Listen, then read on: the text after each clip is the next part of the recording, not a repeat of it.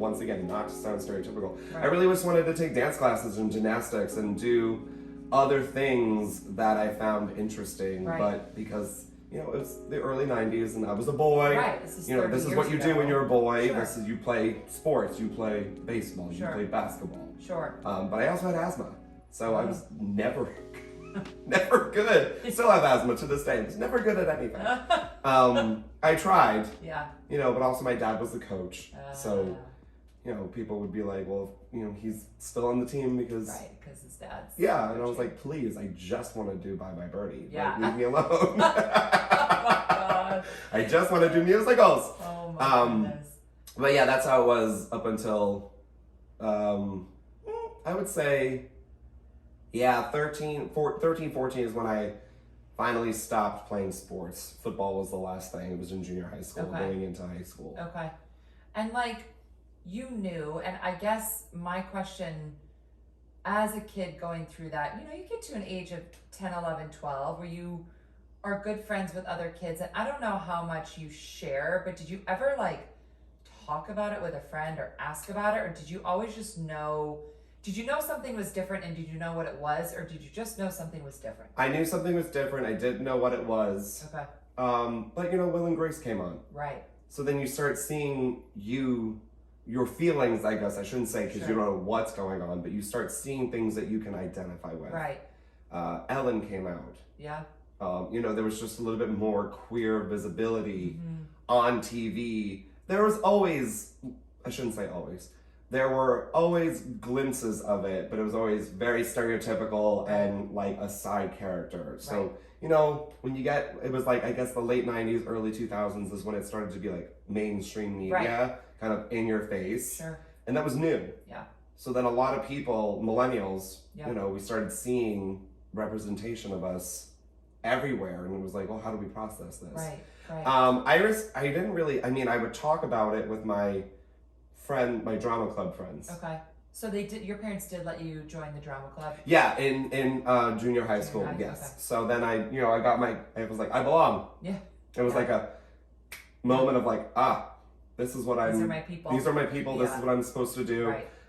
You know, I played cello I played it for like 15 years. Really? Yeah, I can still do it. That's so I know, I'm like a jack of all trades. Wow. But, you know, I was always in music. Yeah. I was in chorus. I did all that stuff because that's what you had, like, you sort of had to do in elementary school and junior high school, but it always just felt more natural to be more artistic than sporty. Did anyone ever kind of call you out for that? Oh, yeah. Oh, right. I did not fit in on the football team in junior high school at all. That was traumatic. Was it? Because you're starting to hear all these words Yeah. that are derogatory being thrown at you, but also, you know, in playful jest, I guess, because that was like the toxic masculinity of pubescent teens going through all the hormonal rages. You know, like, I did not want to shower with any of the guys because what's going on? You know, I mean, you know, literally like, so it just felt weird, but yeah, there was a lot of terms that were always thrown my way, and I would get upset. I was bullied a lot when probably around 11 is when like I would physically get hit from kids. I did get punched in the face one time, and some of my braces came off. Oh. Yeah, so like my dad went and talked to his parents, and then they moved. Oh gosh. So I don't know what he said. Oh boy. But, oh boy. I mean, you have to realize my dad is also like 6'9", Italian, really? and like over 300 pounds. Like he's a teddy bear, but like you know, if you piss him off, like he's very tall. And what does he do? What do your parents do? They're both in sales. Okay. Well, my mom now works with autistic children in an elementary school. Aww. But growing up, they were all in high sales. Got it. Yeah. Got it. Sales. That kind of household. Go. Yeah. Okay, very like high expectations. High expectations, but like still with love. Got it. You know, but like just be like, my mom was high up at one company. Yeah. She was traveling to Hong Kong a lot for work. My dad was with the same company for the last 39 years. He recently just sort of retired. Mm-hmm. yeah, just like sales driven, goal driven. Yeah. That's like that kind of mentality growing up. Yes. So at what point were you finally able to identify what was different? Well, when the internet came out, you could research porn. Like, how did you even know what porn, like, how did you even know what to Honestly, Google I look back on it, and we had, obviously, it was a family computer. Yeah. This was, if you are... The dial-up. If you were born after 2000, you do not understand the struggle of a dial-up, or, you not being able to make a phone call because someone's on the computer. Yeah. But I would alternate between playing Roller Coaster Tycoon and just, I guess there was a search engine. I don't even know what it was, but I would just Google. It wasn't Google, but it was whatever it was. Yeah. Ask Jeeves, maybe? Was that what it was? Was it Ask Jeeves or like, I feel like something, but I would just start, seeing what's what, looking around, and then I was like, oh. And then if I heard someone come up the stairs, I would go back to playing Roller Coaster Tycoon. So Mom, Dad, if you're listening to this, I'm so sorry. Listen, my parents have listened to almost every episode, and I do a lot of that, but at the end of the day, I'm like, I made it to where I am in life as a successful, kind human being. Yes. So the things that I did as a child or growing up, like, it's insignificant. It doesn't matter, yeah. right? It got you to where you are. It got me to where I am, and I learned a lot of lessons, and thank God my parents didn't know a lot of things at the time it was happening. No. And I turned out okay. So whatever. Here we are. Yep. Here we are. So you actually did not come out. They found out. They found out because, and I just told you this before we started recording, but I didn't know that there was a history on the internet. You could just see what websites you went to, and they found it. How did that go down? It didn't go well. We are Catholic, we're Italian, so I think there was a lot of expectations, for grandkids. Also, I should say... And you're the firstborn. I'm the firstborn. Right. I think it just came as like a big shock. Yeah. But also my parents lost a lot of friends in the 80s and early 90s due to HIV and AIDS. Yeah. So I think that there was just more concern right. about that sort of because it was, we're talking 2001. Right. You know what I mean? AZT was still a thing. Thank you, Rent. You know what I mean? So it was still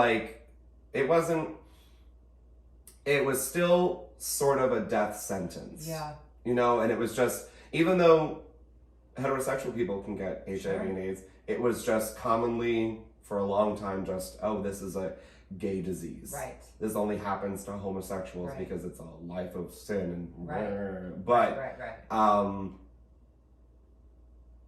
it's just, it was one of those things. I think it was a shock. Yeah. It was a shock. Yeah. Definitely. Yeah. So how did they bring it up? Like how? Truth be told, a lot of that is blurry, but they brought me into their bedroom and they just asked questions about it, and there was crying, and then I think, it was traumatic. I was 13. Yeah. 30 years. I was 13. Which also, at 13, you don't even know what's going on. You don't know, but also, when you go through trauma as a kid, and I'm not saying, my parents are great people. Right. They're my best friends. Right. But, even just having that conversation, even if it goes well, is still traumatic for someone that's 13. Absolutely. So I think part of my psyche definitely pushed a lot of that stuff back, put a lock on it. Right. I have it's almost like when you go through something traumatic and you try to rethink it, it sort of just is stills. Yeah. You don't remember moments or minutes. It's just like photographs, so I feel like that's kind of what is resonated in my brain. And did you ever talk to somebody to work through any of those issues, or? We did see a therapist to just sort of discuss, is this peer pressure? Is this really happening, so to speak? But later in life, as an adult, have any of these issues or trauma that you went through at 13 that you kind of just locked and put away? Oh, definitely. Because I'll just say it now. I went to school for theater. Yeah. I'm not great with money. Yeah. I've lived in New York and San Francisco, back to New York and Atlanta. This is like my 19th apartment I've rented. Right. So there is still that, like, you know, like my brother is a cop. He owns a house. He's got 2 kids. My sister is in school to be a nurse. It just kind of feels like I'm not on the track of what it's like. You're constantly trying to get your parents' approval. And I still feel like even at 34, I'm trying to get that. Yeah. Even though they totally love me and approve of everything I'm doing, sure, there is, I think, because of what happened, there is that, like, I'm not living up to the expectations that were set forth for me when I was born. Yeah. Hence, you feel like a failure, even though you're not. Right. So I think that that is a psychological. Can I curse? Yes. Did I? Mind fuck. Yeah, it's a mind fuck.